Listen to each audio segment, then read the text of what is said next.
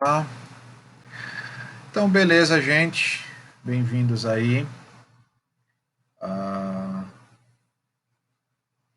deixa eu só responder aqui a Lili.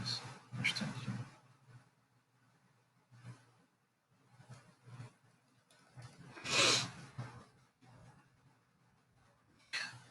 Bom, hoje a gente vai concluir aí nosso estudo em cima do sexto mandamento, tá? O não matarás. Então, fazendo aí relembrando brevemente aí, deixa eu só esquecer aqui. Ah, permitir, pronto, Lili entrou agora aqui no Google Meet.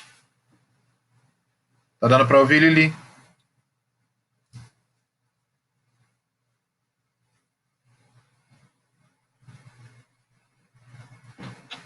Agora eu tô ouvindo. Beleza. Beleza.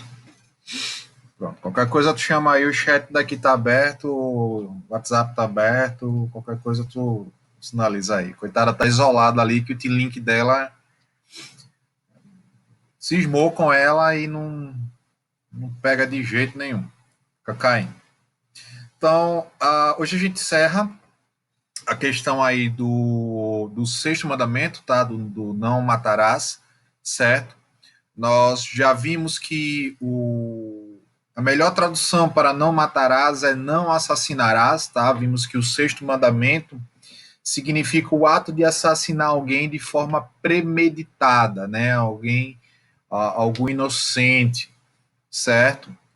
Então, vimos lá no Catecismo de Westminster que os pecados proibidos no sexto mandamento é tirar a nossa vida ou a de outra pessoa, exceto os casos de justiça pública, né, pena capital, guerra legítima e defesa necessária.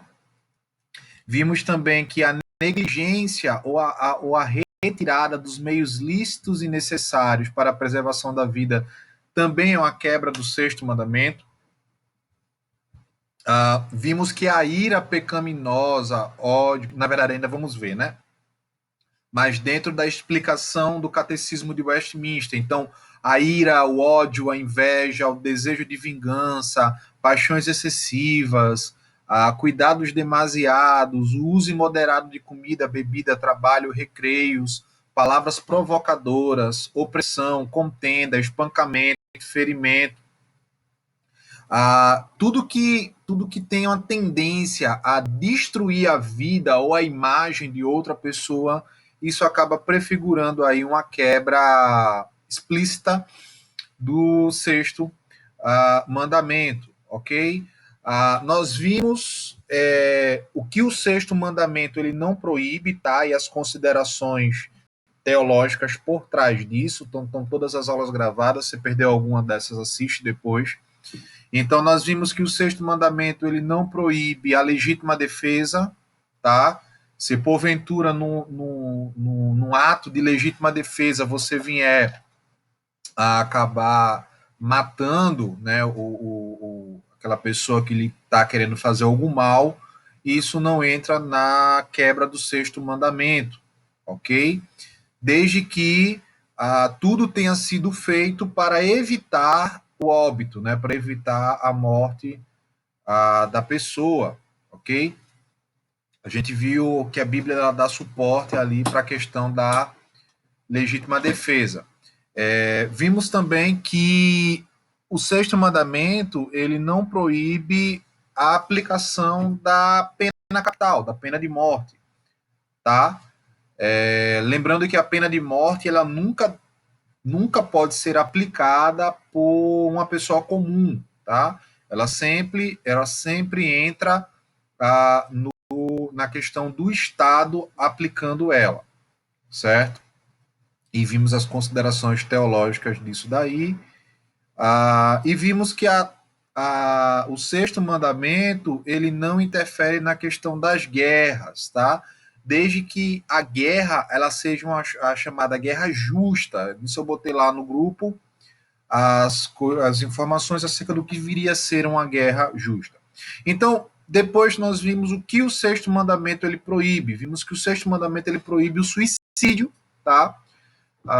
Tratamos sobre essa questão do suicídio, as implicações do suicídio, vimos que o suicídio ele não é um pecado que, ah, que é imperdoável, apesar de na concepção popular ser um pecado imperdoável, pela ideia de que o suicida, antes de morrer, não teve tempo de pedir perdão, tá? Então, nós trabalhamos isso daí nessa aula sobre o suicídio, todas as implicações e tudo mais, e vimos que apesar de o suicídio ele não ser um pecado imperdoável, ele ainda assim é um pecado e é uma quebra do sexto mandamento. Então, precisamos tratar também o suicídio de forma muito delicada.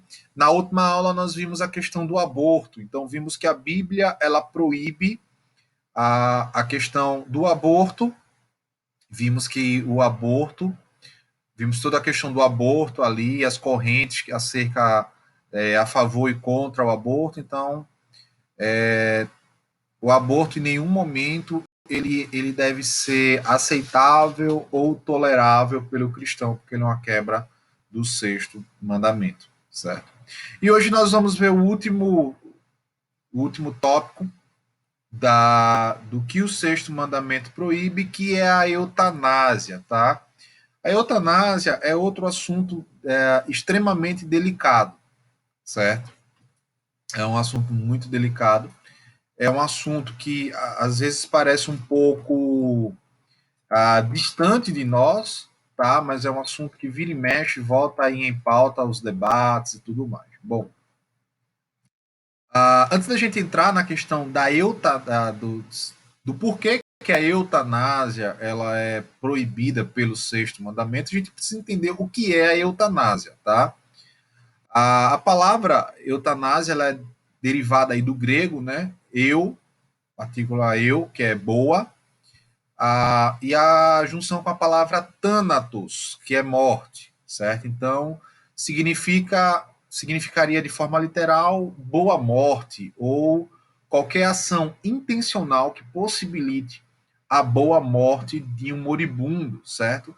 Seja por meios diretos ou indiretos, ativos ou passivos, a gente vai estar vendo isso daí mais na frente, omissivos ou permissivos, naturais ou artificiais. Bom, a eutanásia, já no seu conceito, ela vai trazer um significado que é provocar de uma maneira menos dolorosa a pessoa que sofre por alguma doença incurável, algum problema, um fim para esse seu grande sofrimento, tá?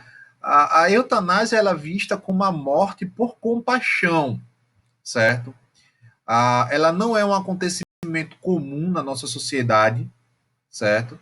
E então, por isso, são muitos poucos os países que tratam da eutanásia na sua legislação, certo?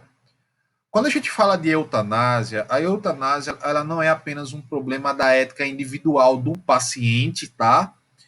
Ou dos familiares, certo?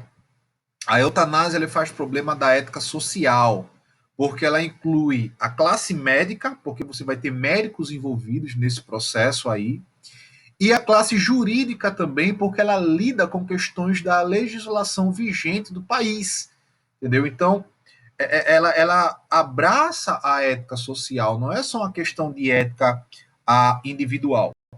A eutanásia também, ela, nem de longe, ela é um assunto pacificado, certo?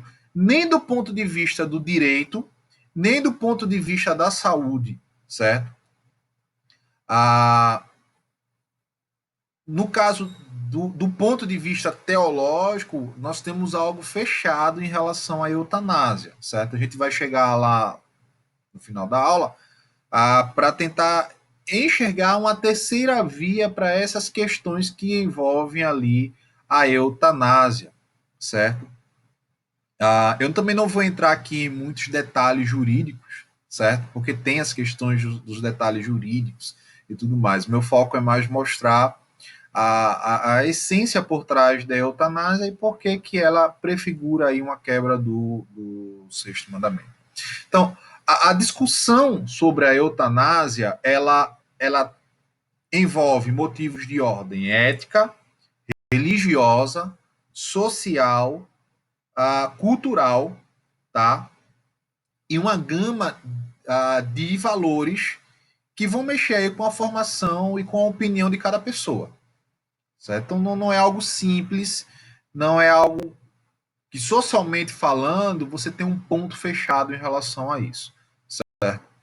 Além dessa questão, há um temor em torno da eutanásia, na verdade não em si em torno da eutanásia, mas da liberação da eutanásia, que é justamente o fato de que se a eutanásia ela for liberada pela legislação, isso poderia levar algumas famílias a induzir parentes, membros incômodos ou que se tornaram um fardo para a família já a escolherem a eutanásia, tá?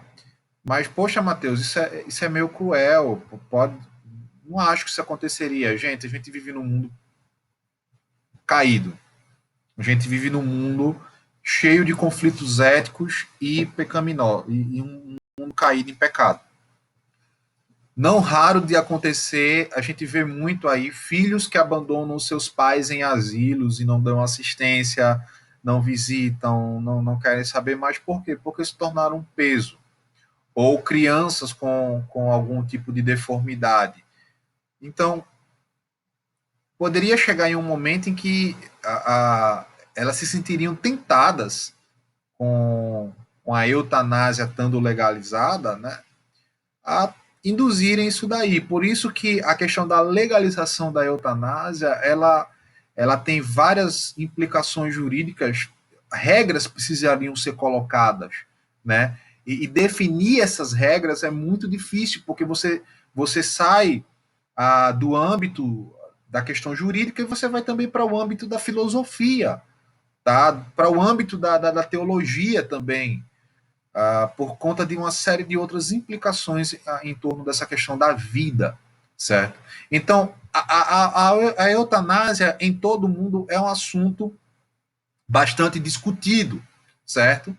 Justamente para tentarem escolher aí se ela vai ser admitida como prática legal, ilegal, impor os limites ali da sua prática. Só uma nota de curiosidade, a Holanda é um dos países em que a eutanásia ela é legalizada. E desde o dia em que foi legalizado até hoje, a Holanda ela sofre bastante com um alto índice de, de aplicações de eutanásia, né? Ou também conhecido como suicídio assistido, tá? É um problema sério isso daí. Então, percebe-se que nos tempos atuais a eutanásia ela deixou de ser vista apenas como homicídio ou possibilidade de causar a morte de um enfermo, tá? E ela passa a ir muito além disso daí. Ah, ela vai para o âmbito, ela vai tratar da questão de será que o poder, o homem, ele tem de fato poder de tirar a vida do outro sem que ele sofra as devidas sanções ou punições para aquilo dali, tá? E a questão teológica por trás da eutanásia é a seguinte: nós vimos que o conceito de eutanásia é uma boa morte, mas tá, é possível ter uma boa morte? É possível a gente ter uma boa morte? Alguns vão dizer, uma boa morte é aquela morte que você morre de forma natural, né? Ontem o Brasil ficou aí estarrecido com a morte da Marília Mendonça, né? Hoje foi velório e o sepultamento dela, uma morte repentina em um acidente aéreo. Então, para muitos, isso não é tido como uma morte boa, porque foi uma interrupção brusca da vida. Mas para outros, uma morte boa seria uma morte em decorrência da própria velhice, né, da idade e tal. Só que quando a gente olha para as escrituras, galera, a Bíblia ela não define a morte como sendo algo positivo, boa ou amistosa. A morte ela é descrita nas escrituras como uma inimiga do homem. Veja, Deus criou todas as coisas lá em Gênesis e tudo que Deus criou era bom. Tudo que Deus criou tinha vida, certo? A morte, ela entra no mundo como resultado desta pecaminosidade do homem, lá em Gênesis 2:7. Veja, Deus vai dizer para o homem, olha, no dia em que você comer desta árvore, certamente você vai morrer. Então veja, enquanto o homem não comesse da árvore do conhecimento do bem e do mal, o homem não desfrutaria desta morte. Tá? Ele não conheceria essa questão da morte. Então a morte ela acaba sendo aí uma anomalia no meio da criação. Tá? Paulo vai reafirmar isso lá em Romanos 3:23, Romanos 5:12. Veja que a Bíblia, em todo momento, ela vai valorizar a vida, tá? Não é à toa que, em relação à nossa morte espiritual, o contraste é justamente esse de que estávamos mortos e agora estamos vivos em Cristo, certo? Então, a Bíblia ela sempre vai falar de preservação e proteção. O homem é a imago Dei, né, de Deus, ele é a imagem e semelhança de Deus. Mas a morte, ela sempre irá permanecer como a sua inimiga. Tanto é que Jesus, lá na cruz, ele triunfa sobre a morte. Tá? A prova é tanta de que a Bíblia ela vê, ela enxerga a morte como algo ruim, é que no último dia nós teremos o nosso corpo ressurreto. Nosso corpo vai ressuscitar, vai se juntar novamente com o nosso espírito e nós teremos um corpo glorificado aí para viver diante de Cristo, tá? Então, teologicamente não existe boa morte. Chega a ser contraditório isso daí, tá? Aí você pode se perguntar, tá, Matheus, mas essa questão da eutanásia é complicado porque, tipo, é algo muito recente, né? É algo do mundo moderno. Não. A eutanásia ela já era um fenômeno antigo, tá?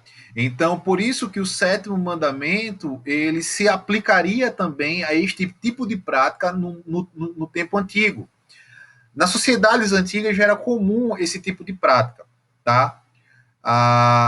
O que regia os povos antigamente eram justamente as crenças e os seus costumes. Eles não tinham nenhuma legislação assim como nós temos, certo? Então, vários povos, por exemplo, eles tinham a prática de os filhos matarem os seus pais quando estes estivessem velhos. Então, havia civilizações antigas que praticavam a eutanásia para com seus pais quando eles envelheciam, porque eles se tornavam um peso, tá? Crianças também com anomalias, elas eram sacrificadas, então era feita uma eutanásia ali. Em Atenas, por exemplo, o Senado ele tinha poder de definir a morte dos mais velhos, de pessoas com algum tipo de doença incurável, certo? Ou que passava por algum tipo de deficiência através do envenenamento. Então, pessoas idosas, pessoas que não tinham, estavam com alguma doença e não tinham cura, pessoas que de alguma maneira ficaram inválidas para a sociedade e elas eram envenenadas. O Senado tinha esse poder aí. O motivo desse ato é justamente porque essas pessoas não contribuíam para a economia. Apenas davam despesas ao governo e, consequentemente, à família. Em Esparta, a cidade-estado da Grécia ali, de guerreiros, recém-nascidos, se nascessem com algum tipo de deformidade, eram jogados de um precipício.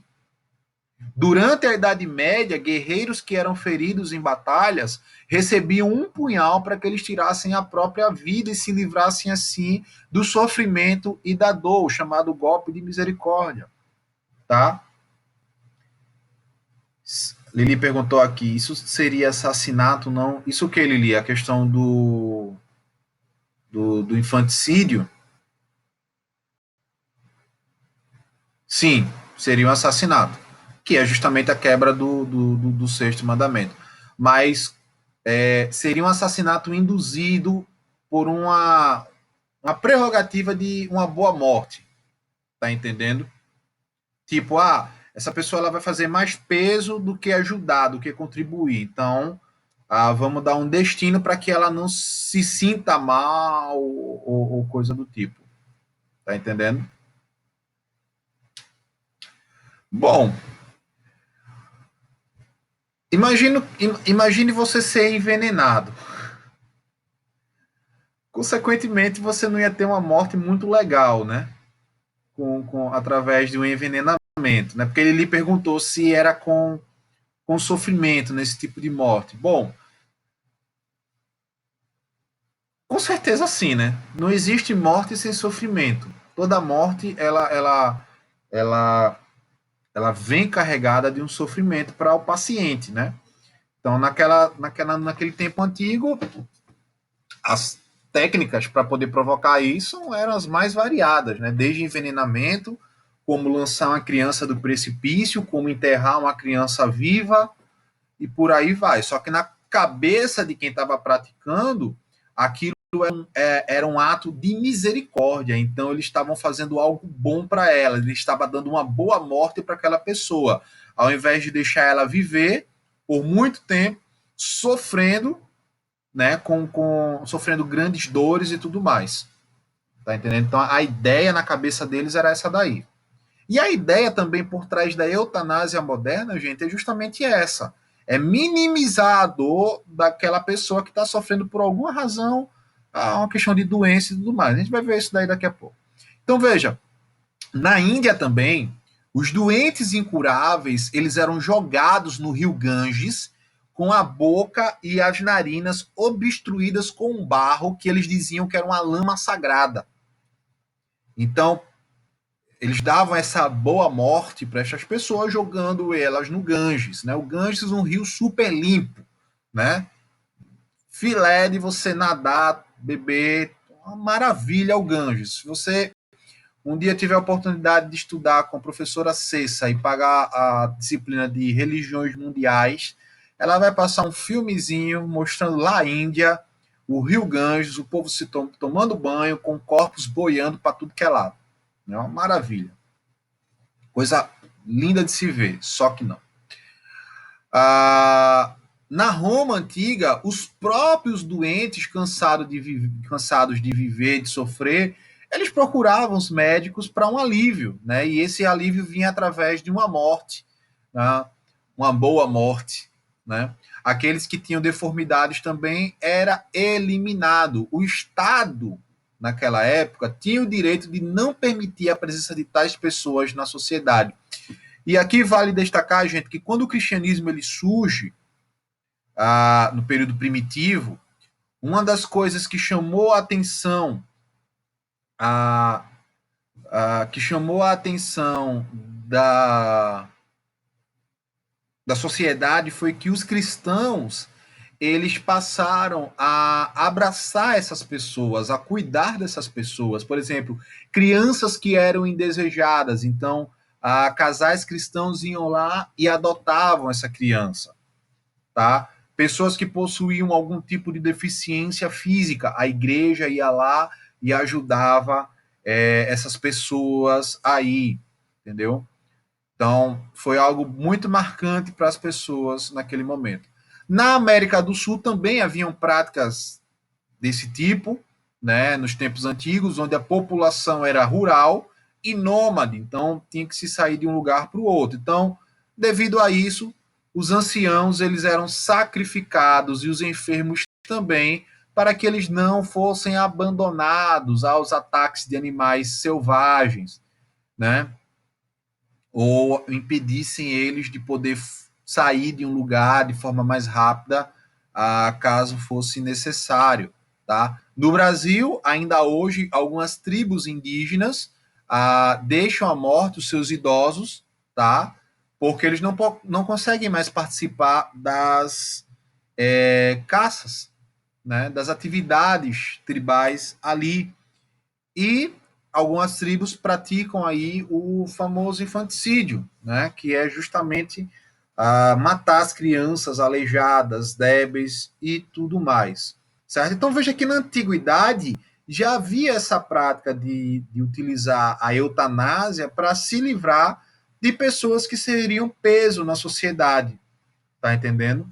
Então a discussão acerca disso já é antiga, não é algo recente, entendeu? Então essa ideia de proporcionar uma morte fácil, sem dor, né, boa e honrosa, ou para aliviar a dor, não é algo atual, é algo já antigo, assim como o aborto, assim como o suicídio.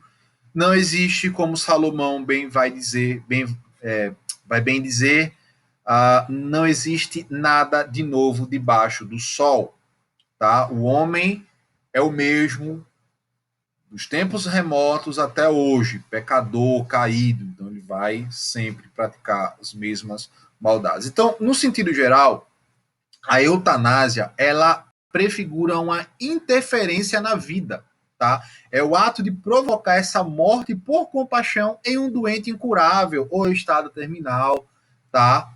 Com a morte serena que seria capaz de acabar com o sofrimento intenso, tá? Ah, uma coisa que é óbvia, né, é que você não vai aplicar a eutanásia em pessoas que se encontram em pleno gozo de saúde, né, não importando se é jovem ou idoso, tá? Jovem ou idoso. Agora, a igreja e a teologia tradicionalmente reconhece que a eutanásia é um crime contra a vontade de Deus expressa nos 10 mandamentos e contra o direito da vida de todos os seres humanos, tá? E aí a gente entra nas questões nas questões médicas, tá? Beleza, Matheus. A eutanásia, ela é um crime contra a vontade de Deus. Eu não tenho o direito de interromper a vida de ninguém, certo? Ok. Mas quando a gente fala de eutanásia, a gente pensa de logo bate pronto assim, aquelas pessoas que foram desenganadas pelos médicos ou estão internadas numa UTI, vivendo às custas de aparelhos, de equipamentos e tudo mais. Como é que fica isso? É justo eu prolongar a vida de uma pessoa nesse estado? Então veja, até os anos 50, a morte de uma pessoa ela era determinada pelo diagnóstico de parada cardíaca irreversível. Então, o cara deu entrada no hospital, ele teve uma parada cardíaca, os médicos tentaram a todo custo reanimar ele, mas ele não voltou à vida. Então, dava-se a causa mortis como parada cardíaca irreversível. Com o avanço tecnológico da medicina, tornou-se agora o que antes parecia muito simples, agora se tornou extremamente difícil determinar o exato momento da morte de uma pessoa. Como é que você determina com exatidão a morte de uma pessoa? Tá? Atualmente, a eutanásia ela é classificada de algumas formas e é bastante difícil de estabelecer um princípio regulador que justifique a prática da eutanásia, tá? Para tentar contornar este problema, a medicina criou um novo conceito de morte, tá? Então você tem a chamada morte clínica, morte cerebral ou cortical, tá? Brevemente, eu não sou médico, né? Sou teólogo, sou da área da TI, mas diante das pesquisas que eu fiz, a definição que nós temos para morte cerebral, ela é determinada por critérios neurológicos, tá? Enquanto a morte clínica, também conhecida como morte biológica, é determinada por critérios cardiológicos. Então, a morte cerebral acontece quando o neurologista chega lá e fala: olha, o cérebro parou de funcionar. Tá? O que está aqui é só a carcaça funcionando e bombeando sangue. Ok?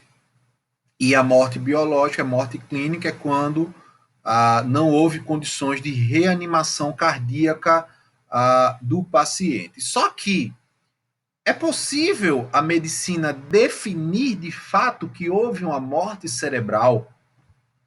Veja, inicialmente a morte, nesse sentido de morte cerebral, ela foi definida como a degeneração irreversível da massa cerebral de um ser humano.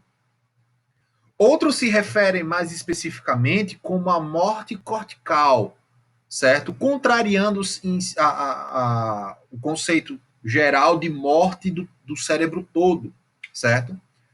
Por quê? Porque o conhecimento, a personalidade, o senso de existência da pessoa depende do córtex cerebral, tá?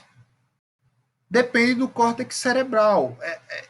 Uma das coisas que intriga a medicina, a neurociência, é justamente isso. O que acontece no cérebro de uma pessoa que está em estado vegetativo, por exemplo, ou em coma? O que se passa? Nós vimos quando estudamos sobre o aborto, nós vimos que uma das alegações para os defensores do aborto é de que o feto ele não possui autoconsciência, tá? Se eu defendo que o feto ele não possui autoconsciência, então uma pessoa que está em estado vegetativo, em coma, ela também não possui autoconsciência. Então ela deixou de ser um ser humano, tá? Entende como é complexo para a medicina definir em que exato momento aconteceu ali a morte da pessoa, tá? O problema da morte clínica está justamente no fato do ser humano poder continuar vivendo vegetativamente por muito tempo. Veja, nós temos o caso lá do Michael Schumacher, tá? Que está em coma faz anos ali, vivendo por meio de aparelhos. Quem define se o cérebro dele morreu ou não? Tá?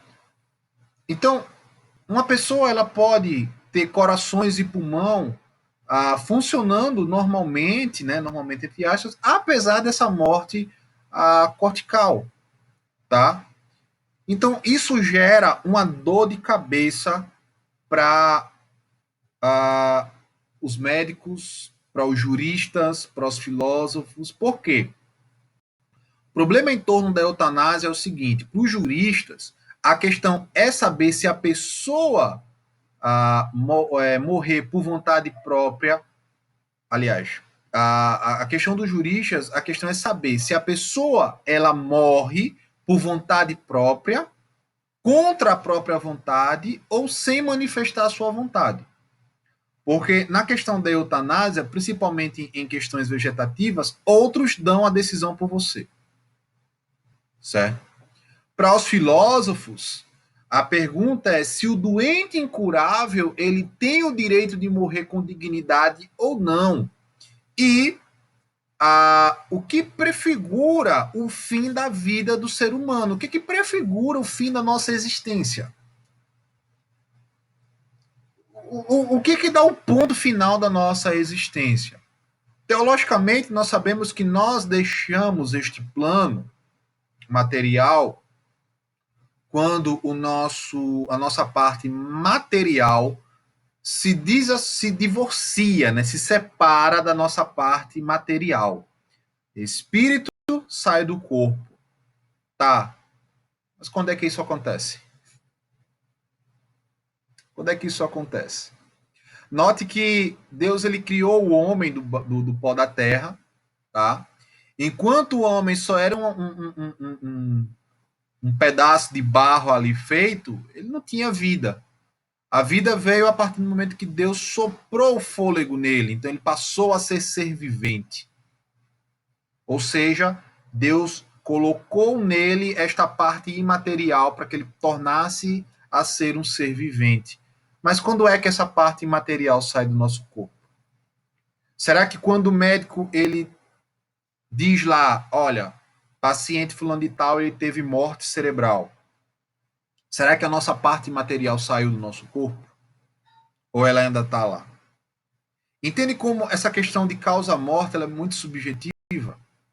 É muito complexo para que eu chegue a um consenso de dizer, não, ele não está mais vivo, ele não está mais entre nós, então nós temos agora o direito de decidir se ele segue a vida de maneira artificial ou não. Tá? Tu estuda, tu faz direito, né, Chalegre? Isso. Já chegasse a ver alguma coisa a respeito dessas questões jurídicas em torno da eutanásia ou... Eu acho que eu já vi isso, mas foi logo no início do curso, no Tô segundo ligado. período. Mas Tô isso é ligado. mais código de ética. Aham. Isso. Aí a gente não se dá muito não, isso não. Entendi. Mas a gente falou por alto isso aí, logo no início do curso. Uhum. Eu tive dando, quando eu fui preparar a aula, eu tive dando algumas pesquisadas, né? E tem essa questão da bioética, então vai envolver ética, vai envolver uma série de coisas, e o que gira em torno é a questão do direito da liberdade individual, mas isso entra em xeque com outra coisa, né? Depois eu posto lá uma pesquisa que eu fiz, depois eu posto no grupo, senão a gente vai entrar em outra área aqui, eu quero terminar isso hoje ainda. E para o cristão, a questão é decidir se provocar deliberadamente a morte de um paciente desenganado é um ato de misericórdia humana ou um crime. Será realmente que é um ato de misericórdia eu provocar a morte? Mas ele não vai sentir dor. Tá, quem garante? Quem garante que ele não vai sentir dor? Gente, a morte ela é um dos maiores mistérios da humanidade. Não se sabe o que acontece na hora da morte. Ninguém, ninguém voltou do outro mundo para contar o que foi que sentiu, o que foi que viu, se sentiu muita dor, se não sentiu. Quem, quem voltou do mundo dos mortos foi Cristo, né?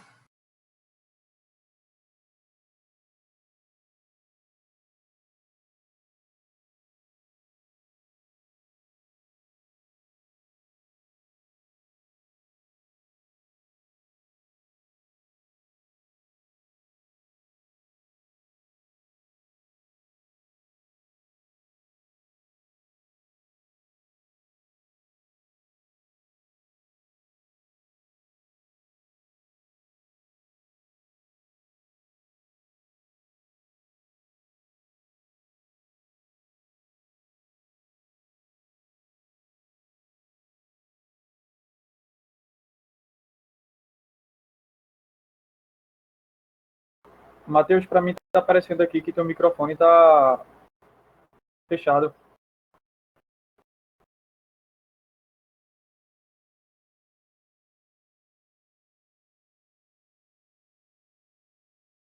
Fechou aqui meu. Oi. Agora. Deixa eu botar o fone de novo. Estão me ouvindo? Agora tá dando para ouvir. Só, peraí. Foi porque eu bati aqui no coisa aqui. Mas agora melhorou? Deu para ouvir? Estão ouvindo? Tá dando para ouvir normal. Beleza. Voltamos. Então, veja, é muito complexo isso, gente. É muito complexo. Então, em termos morais e jurídicos, tá? A eutanásia, ela vai se dividir em dois tipos, basicamente, que é a eutanásia passiva, tá? E a eutanásia ativa, certo? A eutanásia a eutanásia ativa, ela também é conhecida como positiva ou como comissão, que é aquela que é praticada em ação é aquela em que é praticada a ação para causar ou abreviar a vida e o sofrimento de um paciente enfermo, tá? Essa daqui é a eutanásia propriamente dita, certo? Na sua essência. Por quê? Porque ela constitui no ato de ajudar para morrer e se livrar do sofrimento. Ela pode ser praticada ali com a injeção letal, tá? O uso de medicamentos em dose excessiva aplicada por um médico, tá? Então, esse tipo de eutanásia ativa, ela ainda se subdivide em eutanásia ativa direta e eutanásia ativa indireta. Na eutanásia ativa direta, o objetivo maior é o fim da vida do paciente. Aí, por causa disso, são praticados atos positivos, tá? Bota entre parênteses, porque nunca é positivo. Né? Você vai estar provocando a morte de alguém. Para ajudar essa pessoa a morrer. Na eutanásia ativa indireta, além de encurtar a vida do paciente, pretende-se também aliviar a sua dor. Então, nesse caso aí, pode ser. Aí você tem mais uma outra categoria que é justamente a eutanásia pura ou genuína, tá? Que é uma ajuda à boa morte sem abreviar o curso vital, usando drogas, meios paliativos para diminuir ali o problema do enfermo. Na eutanásia ativa, aliás, na passiva, que também é chamada de... Matheus, Oi. Matheus, tem um filme, Como Eu Era Antes de Você. E ele é super emocionante, não sei o quê, mas no final o menino ele vai para outro país, porque ele está tetraplégico, Sim. e ele não quer mais viver aquela vida assim, e ele vai para se matar. Também assistível. São coisas na veia dele, porque ele morreu. No final, o filme é todo romantizado para ser bem emocionante. Mas é um caso desse, assim, que está mostrando explicitamente a eutanásia e está mostrando como algo benéfico. Exatamente, exatamente. A ideia da eutanásia é mostrar justamente essa boa morte, né? De que, tipo, eu tô ali livrando o paciente de uma dor maior, né? E aí, nesse caso, aí seria uma eutanásia ativa, certo? Porque eu estou induzindo a morte do paciente por meios não naturais, tá? A eutanásia passiva, também chamada de negativa ou indireta, a morte do paciente, daquele que aceita isso daí, ocorre por falta dos meios necessários para a manutenção das suas funções vitais, tá? Aí vai consistir aí na abstenção de tratamento médico que poderia prolongar a vida, uma omissão no tratamento, certo? Permitindo assim uma aceleração da morte, tá? Nesse tipo de eutanásia, há a escolha de não iniciar um tratamento ou de interrompê-lo quando ele já está iniciado, tá? Então, nesse caso, as medidas podem ser suspensão de alimento, de hidratação, oxigenação, medicação e tudo mais. E ainda existe, seria um mal menor, Lili botou aqui, né? Isso seria um mal menor, tipo a pedido do paciente que não aguentaria mais a dor e quer acabar com tudo. Dentro de um conflito ético, Lili, sim, teria essa questão aí do mal menor. Tanto é que nós vamos enxergar aí qual seria uma terceira via, tá? Para nós, como cristãos, aí, podermos dialogar com essa questão da eutanásia, certo? Existe também a eutanásia de duplo efeito, que é aquela em que a morte é acelerada como uma consequência direta, indireta das ações médicas, tá? E que são executadas como objetivo de diminuir a dor do paciente. E existe uma série de outros tipos de eutanásia, gente. Você tem a eutanásia eugênica, que é a eliminação indolor de pessoas que não contribuem economicamente para a sociedade, tá? Você tem a eutanásia criminal, que ocorre quando há a eliminação de pessoas socialmente perigosas, isso seria a pena de morte, certo? E existe ainda a eutanásia experimental, onde pessoas são eliminadas com o fim de experiências para o progresso da ciência. Isso era muito comum no tempo do nazismo, tá? No tempo do nazismo. Agora, não, isso eu vou deixar para o final aí. Bom, em todos esses meios da eutanásia, o foco principal é evitar as dores excessivas, sofrimentos intoleráveis, doenças irreversíveis de pacientes desenganados. A ideia por trás é que o desejo do moribundo ou da família devem ser, então, respeitados, porque todo homem tem direito de morrer com dignidade. Só que, volto a repetir, não existe morte digna. A morte, ela é uma anomalia, tá? Os que são contra a eutanásia argumentam que não existe vida subhumana ou pós-humana e que Deus ele vai tratar o ser humano na sua totalidade como alguém que possui um corpo e uma alma, ou espírito, ou corpo, alma e espírito. Aí depende se você é tricotômico ou dicotômico, tá? Mas vão dizer isso, Deus ele olha você como um todo, ele não vai olhar você de forma parcial. A questão é que na eutanásia, a questão ética em torno da eutanásia é que não se deve jogar a responsabilidade de decidir pelo fim da vida tão somente sobre médicos ou sobre pacientes e familiares. Nós não podemos definir critérios finais para isso. Qualquer critério que a gente venha definir acerca se é bom ou não, vai ser um critério arbitrário e subjetivo. Tá? O que nós podemos enxergar teologicamente é que nós devemos valorizar a vida, mesmo a vida de um moribundo. Tá? E deve-se, através da medicina, utilizar todos os meios disponíveis para aliviar suas dores, para que ele possa concluir essa sua existência na Terra de forma natural, tá? Como eu falei, médicos e juristas não chegaram ainda a um consenso de quando, de fato, acontece a morte clínica. Sendo assim, não dá para se justificar meios ativos ou passivos para tirar a vida se a pessoa ainda tem fôlego. Chalegre botou aqui, é porque a decisão vai estar no meio distorcida por causa do desespero. Justamente, Chalegre, justamente por isso que vai ser uma decisão sempre arbitrária e subjetiva, tá?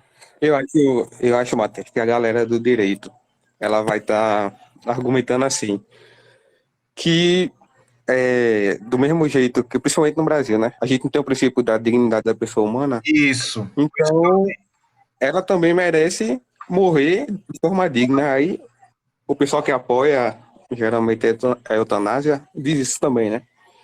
Como ela merece o princípio da dignidade da vida humana, ela também deve morrer de forma digna. Isso. É mais ou menos isso.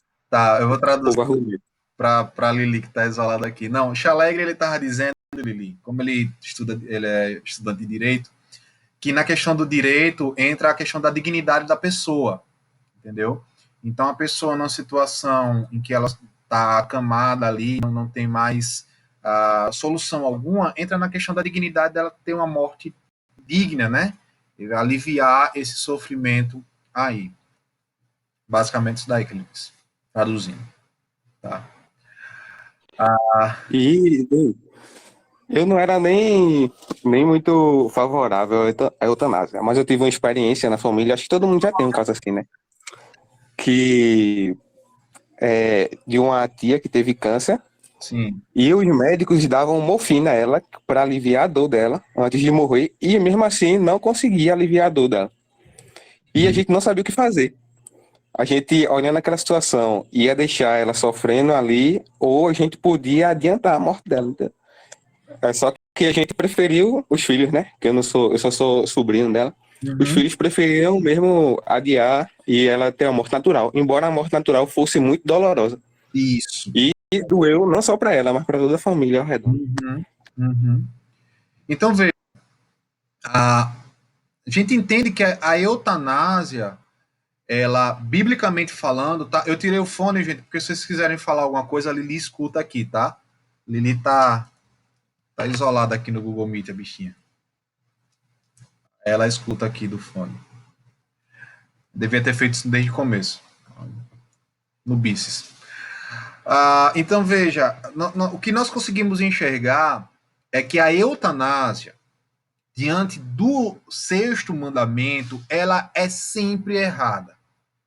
Porque é um crime contra a vontade de Deus expressa nos 10 mandamentos.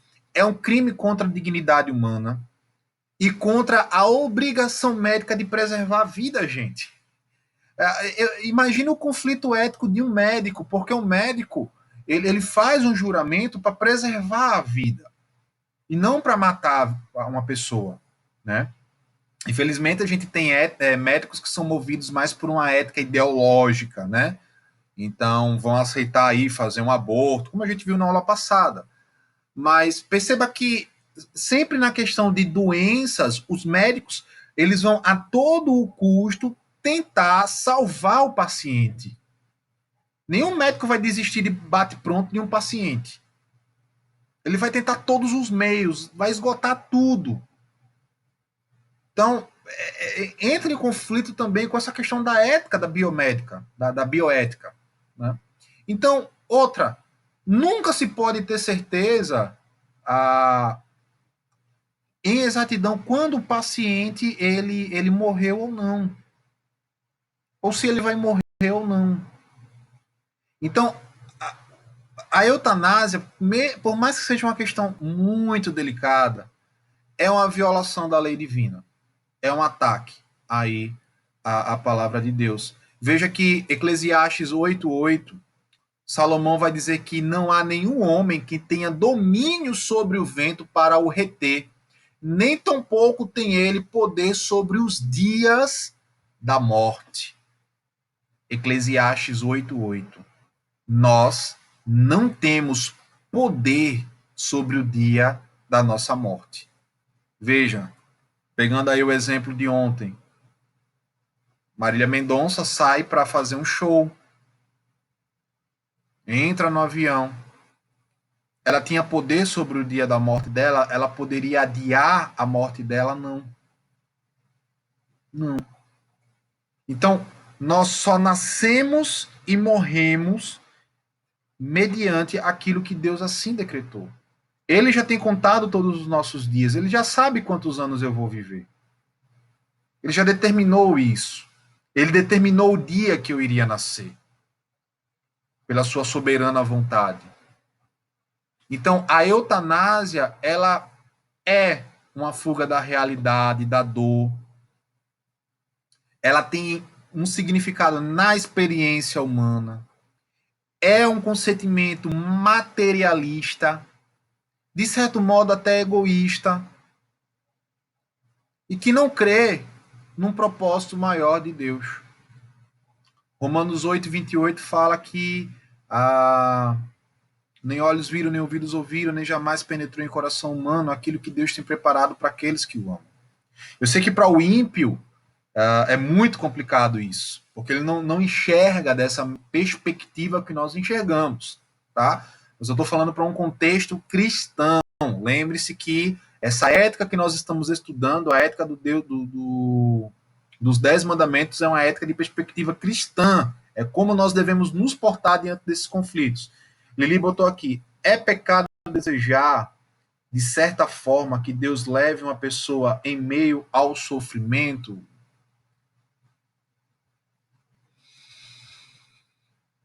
Pergunta bem complexa, viu, Lili? Não, não seria um pecado. Até porque ah, é Deus quem vai executar isso ou não. Seria mais um pedido tolo. A gente vê, por exemplo, Elias. Elias, ele sofre ali a represália de Jezabel e ele vai se esconder nas cavernas, na caverna. E ele deseja a morte. Ele ora desejando a morte. Jó, por várias vezes, ora desejando a sua própria morte. Né? Vários outros homens, como, por exemplo, Jonas, deseja a sua própria morte. Tá? Então, é um tipo de oração tola, que Deus ele não ouve. Ok? Então, orar para que Deus... Eu creio que o mais correto seria orar para que Deus ele alivie o sofrimento daquela pessoa e ensine, ou aliás, e mostre àquela pessoa o que ele quer ensinar através do sofrimento. Nenhum sofrimento nosso é vão, gente. Nenhum sofrimento nosso. Lili botou aqui, eu já passei pela mesma experiência de uma tia minha sofrendo de câncer e definhando no hospital por dias. Assim como outra tia que se foi recentemente de AVC. Foi sofrimento para toda a família a cada dia. Eu sei como é que é. É complicado. A oração do Pai Nosso seja feita à tua vontade. Alan lembrou bem aqui. Então veja, a oração do Pai Nosso seja feita à vontade de Deus. Tá? O sofrimento para nós é muito complicado. Nós não fomos criados para sofrer. Perceba que quando Deus ele cria o homem em um ambiente, em um contexto longe do pecado. Todo o sofrimento que nós temos hoje é decorrente do pecado. É decorrente do pecado. Por isso que eu tenho uma aluna lá no seminário que ela é psicóloga. Nada contra os psicólogos, viu, Lili? Mas logo nas primeiras a primeira aula, a primeira matéria que ela pagou comigo foi justamente antropologia teológica. Olha, estudos acerca do homem de acordo com as escrituras, né? E eu me lembro que em uma das aulas eu falava para ela que o maior problema da humanidade não é fome, não é pobreza, não é miséria, não é ideologias, é o pecado. Porque o pecado ele é a raiz de tudo isso daí. Então, todo o sofrimento que a gente vive é em decorrência do pecado. Tá? Isso acaba gerando sempre conflitos para nós. Isso aí deu um bug nela, porque, tipo, ela queria meio que enxergar o problema do mundo de uma perspectiva bíblica, mas ela queria interpretar esta perspectiva bíblica à luz da psicologia. Né? Então, ela falou um monte de coisa lá, e foi para Freud, foi para isso, foi para aquilo outro. Aí, no final das contas, eu cheguei para ela e disse, sim, mas você rodou e chegou aqui no cerne da questão. Qual é a raiz de tudo isso aí que você explicou? O pecado. O pecado. Não tem para onde.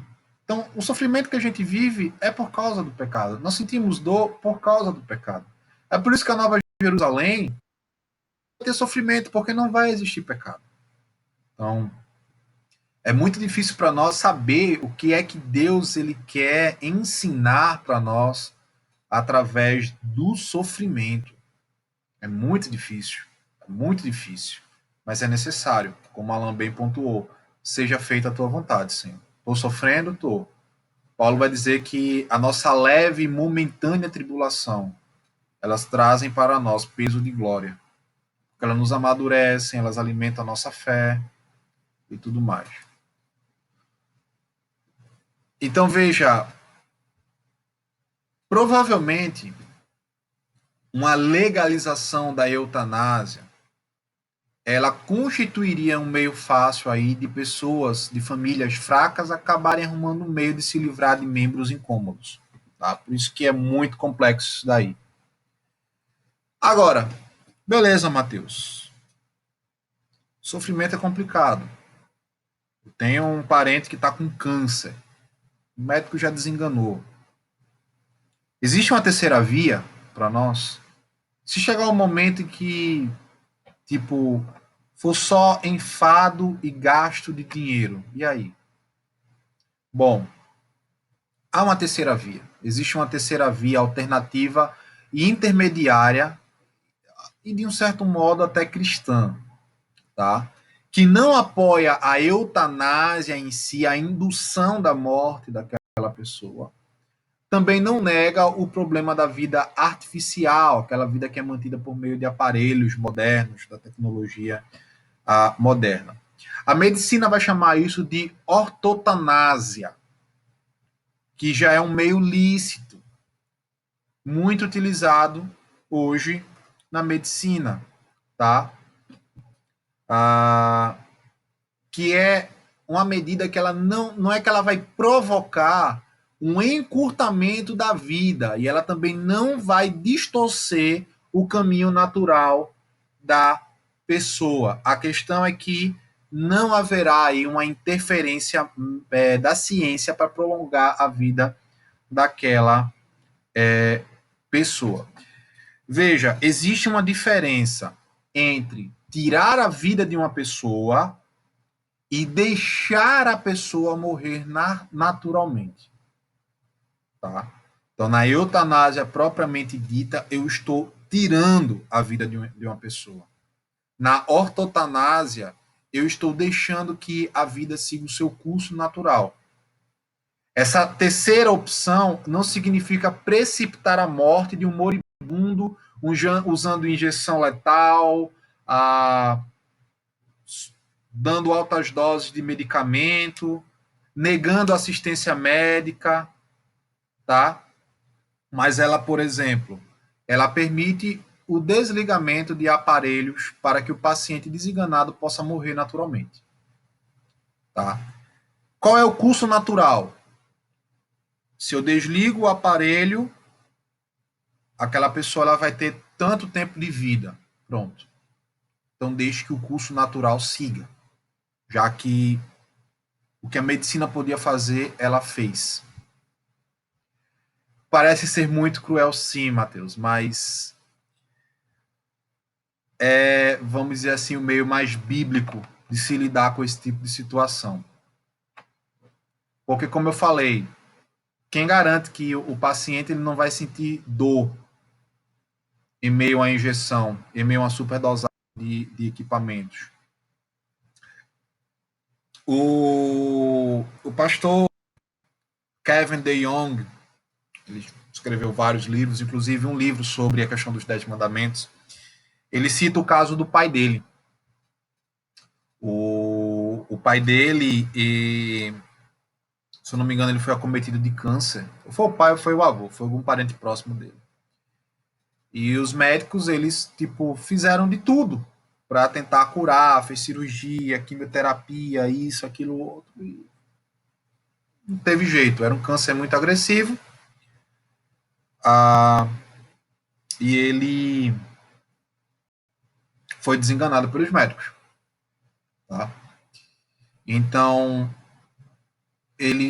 a família, conversando com ele, chegaram à conclusão de que remédios e os tratamentos que ele estava fazendo, se submetendo, só iriam prolongar e, de um certo modo, intensificar a dor dele. Certo? Até porque seu físico ia se desgastar com aquilo dali. Então, o que foi que ele fez? Ele continuou tomando os medicamentos necessários para, tipo, aliviar as dores e tudo mais, mas ele abdicou ali de tratamentos que poderiam prolongar por muito tempo a vida dele, aumentando o sofrimento de todo mundo, e deixou que a vida seguisse o seu curso natural. E foi justamente isto que aconteceu. Tá? Então, a ortotanásia, ela entra como essa terceira via aí. Não é uma indução deliberada da morte. Tá? Essa prática da ortotanásia, ela acontece diariamente no nosso país. É quando já se esgotou todos os meios. É tipo, paciente chegou lá com parada cardíaca. Aí o médico vai lá, toma desfibrilador, massagem cardíaca, isso, aquilo, outro. ele vai tentar até o final, mas vai chegar um momento que ele vai dizer, acabou. Não tem mais jeito. Então, para-se todas as tentativas de reanimar aquela pessoa. Então, a ortotanásia é basicamente a escolha para que a morte aconteça pelo seu processo natural, certo?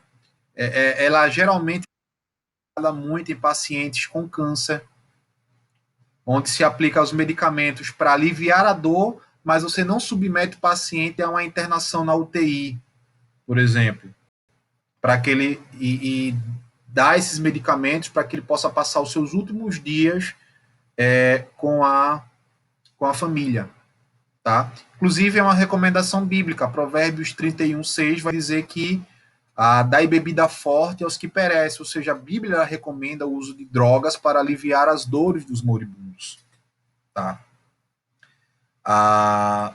Outro fato a ser considerado na questão da ortotanásia é que morrer misericordiosamente não é o mesmo que matar misericordiosamente. Retirar o medicamento de um paciente em estado terminal e deixá-lo morrer, naturalmente, não precisa ser um mal moral. Tá? Não precisa ser um mal moral. Então, para nós cristãos, a ortotanásia seria a terceira via para se lidar com esse tipo de sofrimento. É doloroso? É doloroso. Mas é o meio mais bíblico de se fazer isso. Tá? A eutanásia em si é uma violação a pessoa que deixa de ser tratada, a pessoa que deixa de se tratar é um tipo de eutanásia? Não, Lili, não. Não. Pessoa que deixa de se tratar, não seria uma eutanásia. Volto a repetir, o termo da eutanásia é a indução premeditada da morte de uma pessoa. Tá? É tipo, a pessoa ela está em estado vegetativo, mesmo se eu desligar ali os aparelhos, ela vai passar horas ou até dias ainda ali naquele estado. Então a gente vai lá e injeta um medicamento para ela poder morrer rápido. Isso é uma eutanásia. Tá entendendo? Então a questão da eutanásia e da ortotanásia envolve isso daí. Então, biblicamente, como cristãos, nós enxergamos que a eutanásia é uma violação do sexto mandamento. Tá? O ideal. Oi. Eu vejo pecado na ortotanásia também. Porque eu me lembrei de um versículo agora, de Tiago, que fala assim: todo aquele que pode fazer o bem e não faz, comete pecado. Uhum. Então, se você pode, eu sei, né? Prolongar a vida da pessoa, para que ela sinta menos dor, menos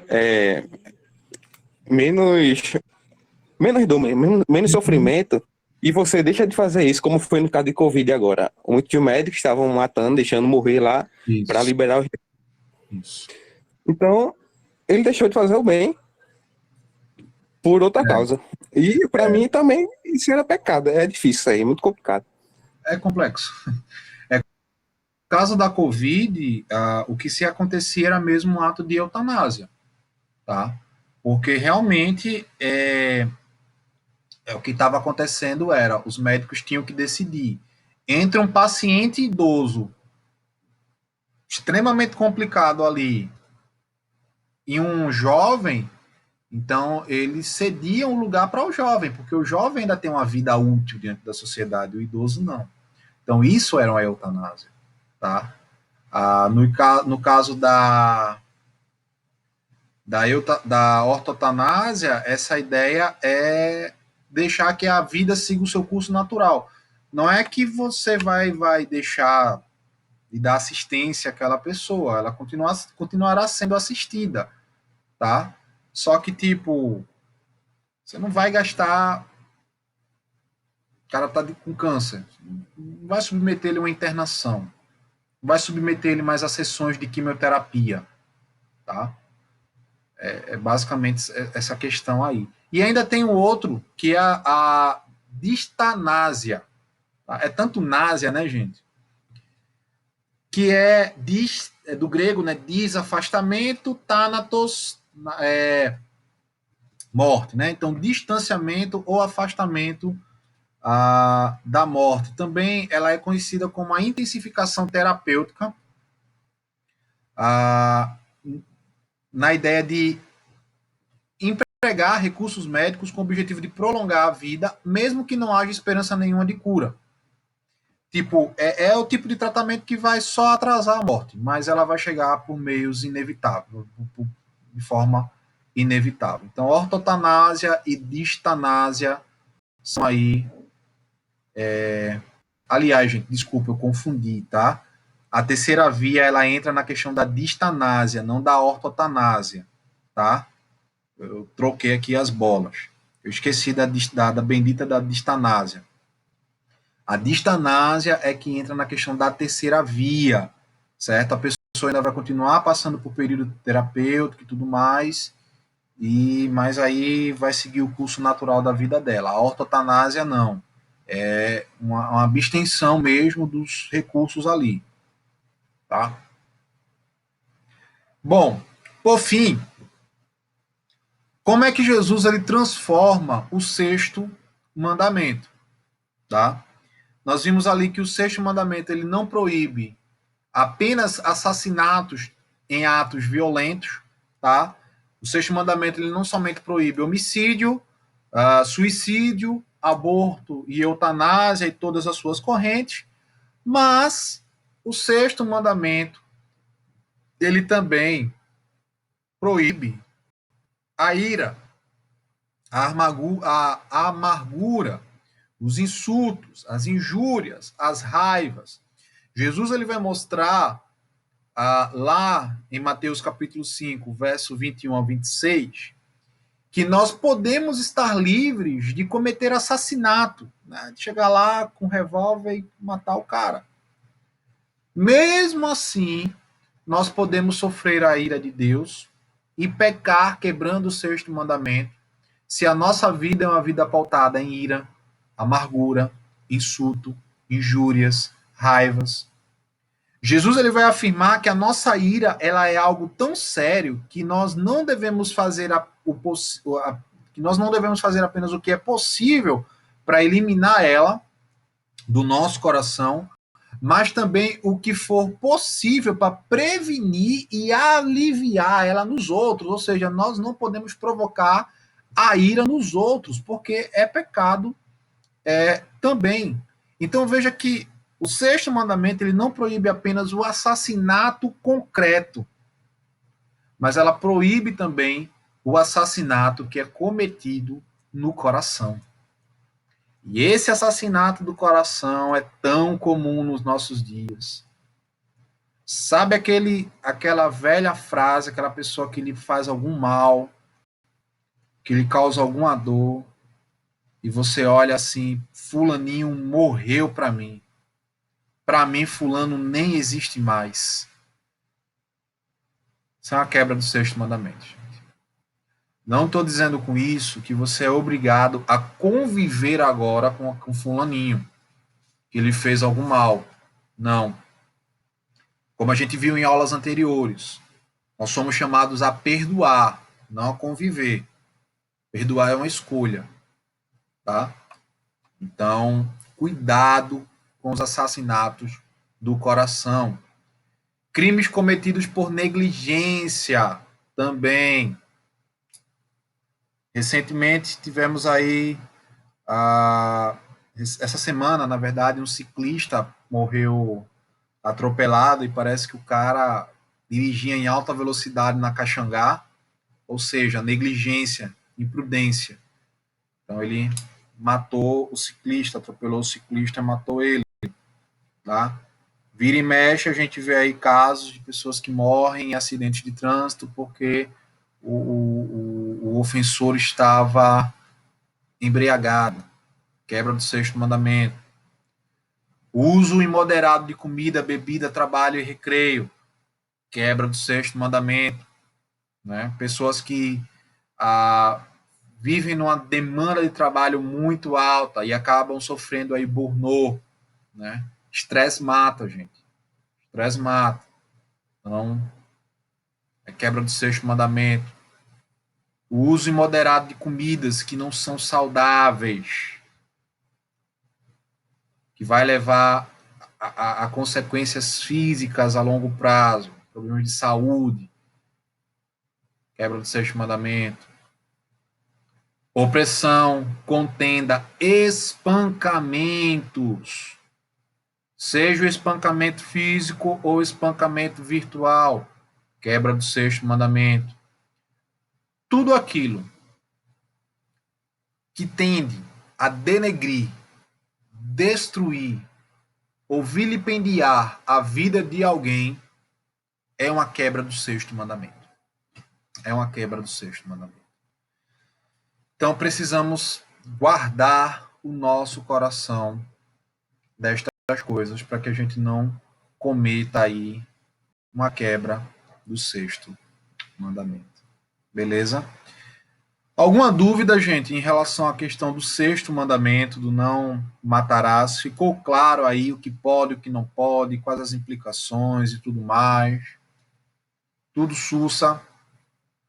Eu sei que esses 3 últimos assuntos, suicídio, aborto e eutanásia, foram bem mais complexos. Somente a eutanásia, por envolver essa questão de morte, é muito mais complexo, mas deu para entender direitinho aí? Tranquilo. Deu pra entender. Beleza. Amanhã teremos EBD presencial, tá? A de hoje foi só para a gente concluir o sexto mandamento. E na EBD de amanhã a gente vai entrar no sétimo mandamento: não adulterarás. E as implicações que este mandamento tem, tá? Eu prometo tentar terminar amanhã mesmo o sétimo mandamento, para no outro domingo a gente entrar no oitavo, para no outro no nono, 10º mandamento e a gente encerrar aí os 10 mandamentos. Ok? Vamos orar para a gente encerrar nossa aula de hoje. Senhor, nós te louvamos pela tua palavra, que é rica, tua palavra que é eficaz, tua palavra que esclarece as nossas ideias, Senhor. Quão precioso, quão rico tem sido para nós esses estudos nos 10 mandamentos. E quão desafiador também, Senhor. Porque nós vivemos num mundo caído em pecado, num mundo de conflitos, e muitas vezes nós nos deparamos em meio a conflitos éticos, como, por exemplo, questão de aborto, suicídio. Que o Senhor nos ajude a responder essas questões de forma bíblica, coerente. Que o Senhor também nos livre de passar momentos em que seremos obrigados a lembrar desses princípios. Que seja feita a tua vontade nas nossas vidas, Senhor. Nos ajuda a viver de acordo com o teu padrão, de acordo com a tua palavra. Nos dá uma noite de descanso. Em nome de Jesus, amém. E é isso aí, galera. Valeu pela presença de vocês e até amanhã, se Deus assim permitir.